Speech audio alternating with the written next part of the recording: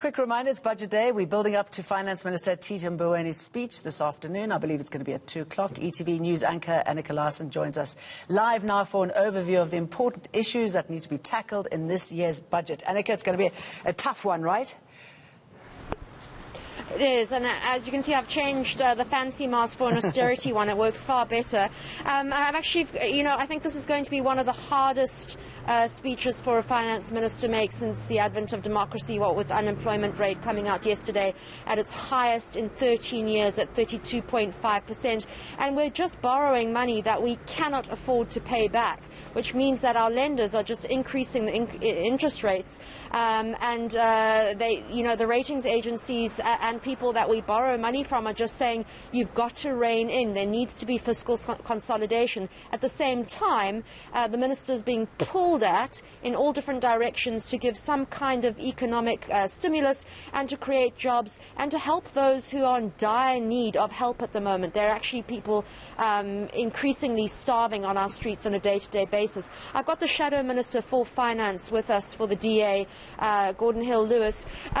Gordon, I always say it's very easy as the opposition, without having to sit with the fiscus, with the public's purse in your hand, to make big changes and big splashy promises. But this is a tough one for Finance Minister Tito Mboweni. Annika, it is really a tough one. Your introduction was absolutely right. It's got to be one of the toughest budgets ever delivered. He's in an impossible position. He's got to balance all of these competing pressures, and so we don't claim that it's easy. But as you said, we are running out of road as a country. Our creditors increasingly are not going to lend to us, or at exorbitant interest rates which we can't afford.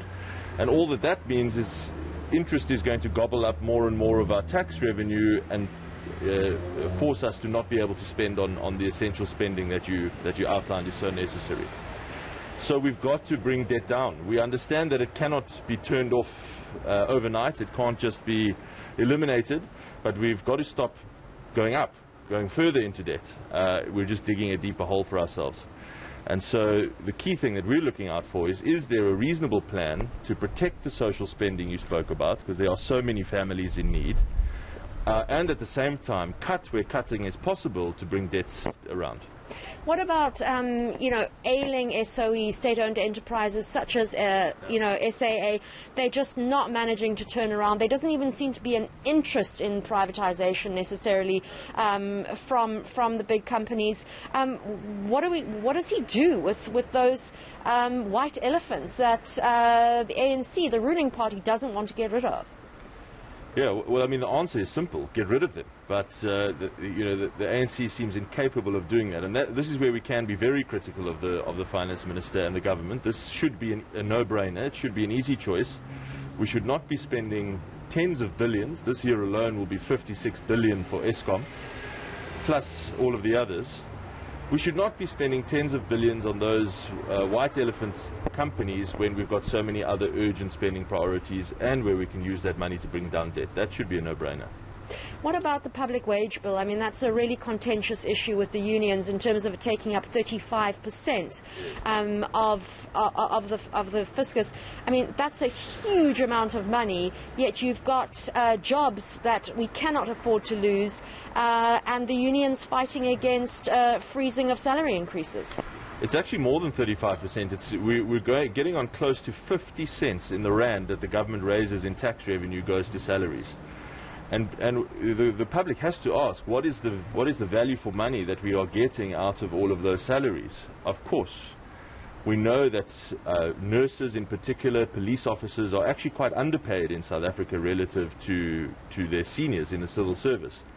But the higher we climb in the civil service, you've got this top-heavy structure of tens of thousands of so-called millionaire managers who deliver very little value for money to the public, don't deliver any direct services.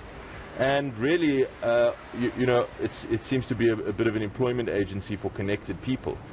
And that's where we've got to see a knife being taken to the public wage bill, absolutely, because there is an enormous amount of waste. So what we want to see is protect frontline wages for nurses and teachers and so on, and focus the cuts at the top of the structure. Gordon, give me 2 quick points for the Minister before budget at 2 o'clock today. 2 things that you'd like to hear him say. No new taxes. I think South African families have gone through the worst year possible. They don't need more taxes. And it's no way to grow the economy. So firstly, do not increase any taxes. And secondly, don't underfund the vaccine rollout. It is actually the most important thing we could be spending money on right now to help South Africa get back to normal, to help our economy get back to normal, to save lives. Make sure there is enough money for a vaccine for every single person in the country. And if it isn't there, then I would call the budget a failure, a disappointment.